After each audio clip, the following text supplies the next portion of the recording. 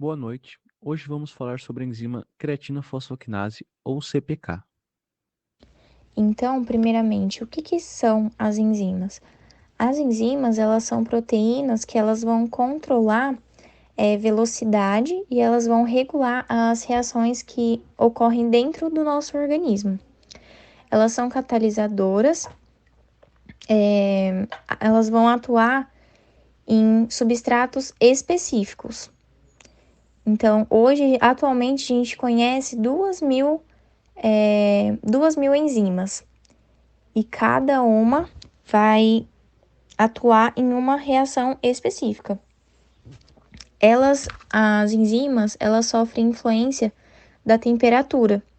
Isso acontece porque com a maior agitação entre as moléculas, maior vai ser a probabilidade delas se chocar e a reação acontecer. Aqui a gente vai falar um pouquinho então sobre a classificação, que elas são divididas em 6 classes. A classe 1, que é a óxido-redutora, são as reações de óxido-redução ou de transferência de elétrons. Esses elétrons podem ser íons hidreto ou átomo de hidrogênio. Aí, como exemplo, a gente colocou desidrogenase e peroxidase. Na classe 2, das transferases, são as reações de transferências de grupos funcionais entre as moléculas. Como exemplo, a gente usou aminotransferase e quinase. Na classe 3, as hidrolases, elas são reações de hidrólise. Essas reações elas vão acontecer diante da quebra de uma molécula em moléculas menores, com a participação da água. Como exemplo, a amilase e a pepsina. Na classe 4, nós temos as liases, que é uma reação que pode acontecer com adição de grupos a duplas ligações ou remoção de grupos, deixando só a dupla ligação mesmo. Aqui como exemplo, tem a desidratase e a descarboxilases. Na classe 5, as isomerases, ocorre formação de isômeros, o exemplo é ipimerases, e na classe 6, as ligases, ocorre união de moléculas com gasto de energia. Geralmente, essa energia seria o ATP. E como exemplo, a gente colocou sintetases. Boa noite, meu nome é Gabriel Ribeiro e eu vou falar sobre o que é CPK.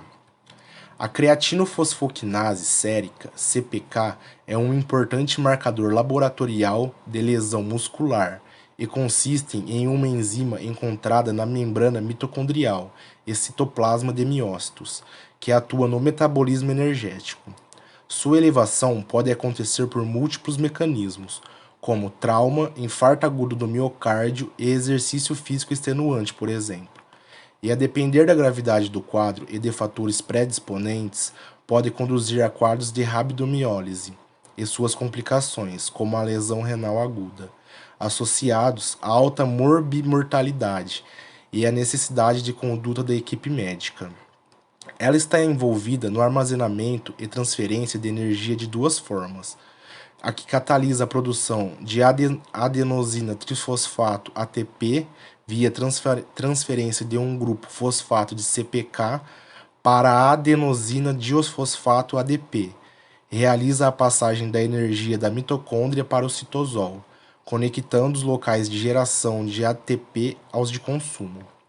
Sua molécula é composta por um dímero e pode ser encontrada na forma de 3 isoenzimas diferentes: a CKMM, CKMB e CKBB. Elas podem ser diferenciadas por meio da eletroforese. Olá, boa noite. Meu nome é Rodrigo e eu vou falar sobre o funcionamento do CPK. O CPK ele age de forma que quando a glicose entra no músculo, ele a metabolisma e transforma em energia, ATP, que é a adenosina trifosfato.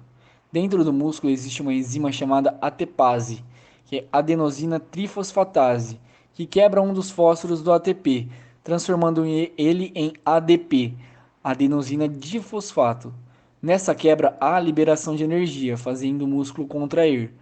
Também dentro do músculo existe um composto chamado CP, que é a creatina fosfato, que atua como um reservatório, que doa sua molécula de fósforo para a ADP para o mesmo ser ressintetizado e assim repetindo o processo. E é aí que o CPK entra em ação.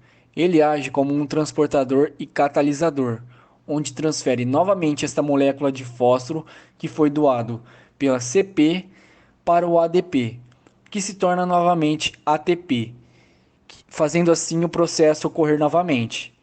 E é por isso que indivíduos que praticam esporte, ou atletas de alto nível, ou até mesmo atletas de musculação, possuem o nível de CPK elevado naturalmente, pois esse processo ocorre com mais intensidade, fazendo assim a sua demanda ser maior. Portanto, seu corpo produz mais naturalmente. Por isso, atletas que fazem o exame de CPK devem informar isso para que não ocorra um diagnóstico equivocado. Para entendermos um pouco melhor a sua funcionalidade, vemos nessa imagem uma de suas funções. À esquerda vemos uma molécula de creatina, que é uma das responsáveis em se tornar uma espécie de reservatório, como foi citado anteriormente. Quando o ATP é sintetizado, a creatina fica sozinha, porém quando ele é quebrado pela enzima ATPase, liberando a energia, o CPK recolhe a molécula de fósforo que se solta e transfere ela para a creatina, que se ligam formando a creatina fosfato, que é o reservatório de energia. Por isso que na imagem da direita, quando já estão ligadas, o ATP já se tornou ADP, pois ele tinha perdido um de seus 3 fósforos. Na reação inversa, o CPK quebra a fosfocreatina, transferindo novamente o seu fósforo ao ADP, e assim repetir o processo.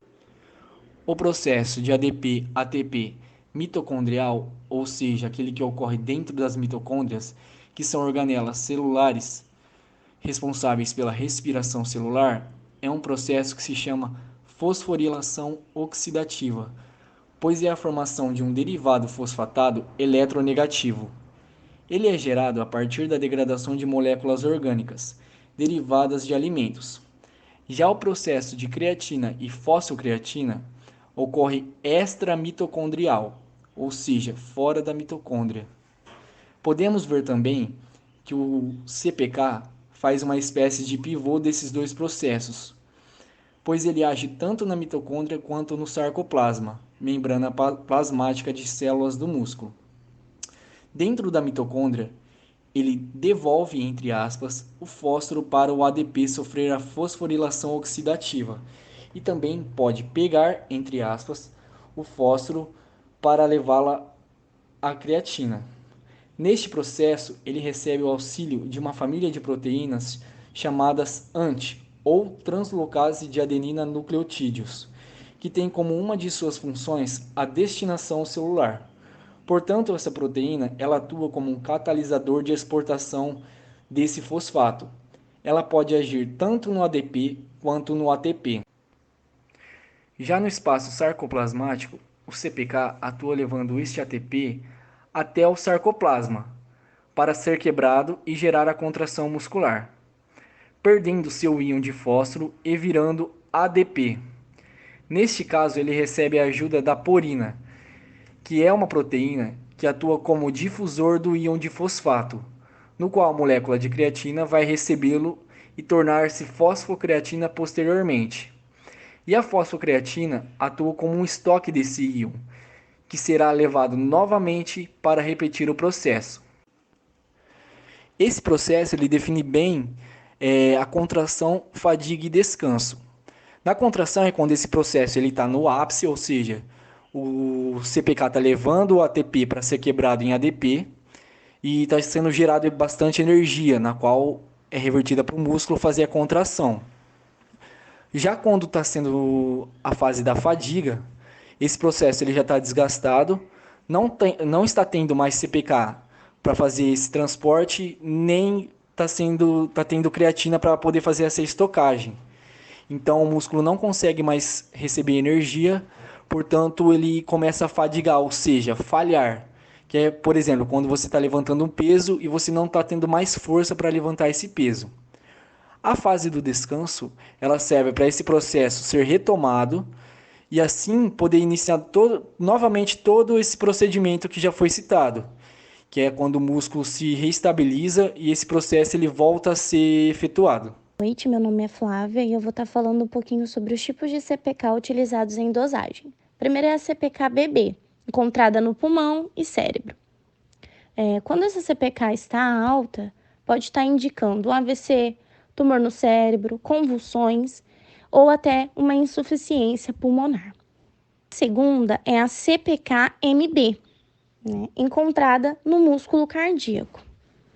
O aumento dessa CPK está relacionado com a inflamação cardíaca, lesão no peito, algum choque elétrico ou alguma cirurgia feita no coração, né? São esses os motivos que podem estar levando ao aumento dela. É a CPK-MM, encontrada no tecido muscular esquelético. O seu aumento pode estar relacionado com um exercício físico intenso, uso de drogas lícitas, longa imobilização, uma inflamação no corpo ou uma distrofia muscular. Tem também duas variantes da CK, que são macromoléculas não detectadas no sangue, que é a CK, macro-CK tipo 1 e tipo 2. Elas são resultado de um complexo formado pela CK-BB ou CK-MM, com uma hemoglobina A ou G. A macro-CK tipo 1 constitui uma variação da normalidade, ou seja, ela não está relacionada com nenhuma doença específica.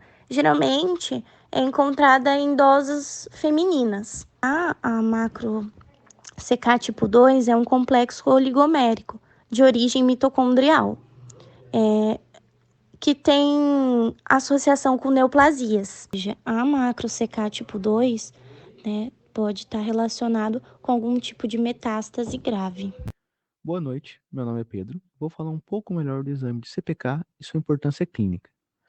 O exame de creatinofosfoquinase, ou CPK, é útil para ajudar no diagnóstico de doenças como infarto, insuficiência renal, insuficiência pulmonar, dentre outras. A dosagem de cada tipo de creatinoquinase é feita por diferentes métodos laboratoriais, de acordo com suas propriedades e de acordo com a indicação médica. Quando é solicitada a dosagem de CPK para avaliar o infarto, por exemplo, é dosada a creatinoquinase MB, além de outros marcadores cardíacos, como a mioglobina, troponina, principalmente que são outras enzimas que podem ser utilizadas como marcadores, pois sofrem alterações devido ao infarto.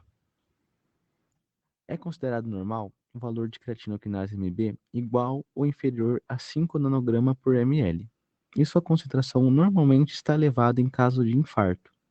Os níveis de CK-MB costumam aumentar de 3 a 5 horas após o infarto, atingindo um pico em até 24 horas, e o valor volta a ser normalizado entre 48 a 72 horas após o infarto. Apesar de ser considerado um bom marcador cardíaco, a dosagem de CK-MB para diagnósticos do infarto deve ser feita juntamente com a troponina, principalmente pois seus valores voltarão ao normal cerca de 10 dias após o infarto, sendo, portanto, mais específico. Os valores de referência da creatinofosfoquinase são de 32 a 294 unidades por litro para homens e 33 a 211 unidades por litro para mulheres, mas podem variar dependendo do laboratório onde é realizado o exame. Esta é uma tabela que possui os subtipos de CPK e algumas doenças nas quais causam alterações. A CPK-BB alta pode ser indicativo de infarto, AVC, tumor no cérebro, convulsões, insuficiência pulmonar.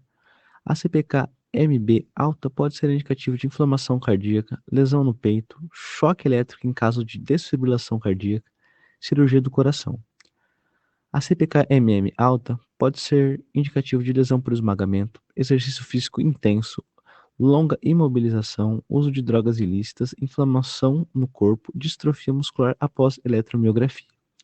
A CPK-MM baixa pode ser indicativo de perda de massa muscular, caquexia e desnutrição. Já a CPK total alta pode ser indicativo de ingestão exagerada de bebidas alcoólicas, abuso de remédios como anfotericina B, clofebrato, etanol, entre outros. Boa noite, meu nome é Gabriel Belatti.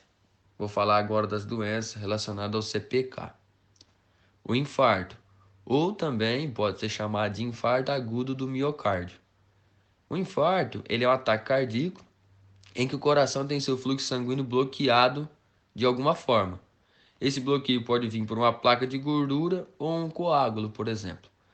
Isso faz com que ele deixe de funcionar por um determinado período de tempo, o que pode ocasionar em morte parte do tecido do coração ou até mesmo um dano irreversível a ele.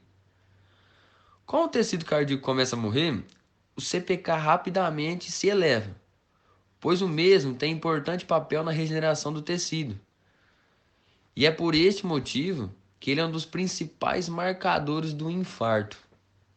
Dando continuidade agora, falar sobre a rabdomiólise, ela é uma doença caracterizada pela destruição das fibras musculares. Conforme os tecidos musculares são acometidos, diferentes substâncias são liberadas na corrente sanguínea, afetando rins e sistema urinário, causando mais sintomas para o indivíduo.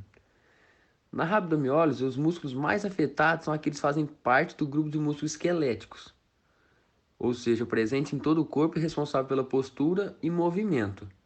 É preciso iniciar o tratamento o mais rápido possível, uma vez que a doença pode levar a dificuldades renais graves, como a insuficiência renal.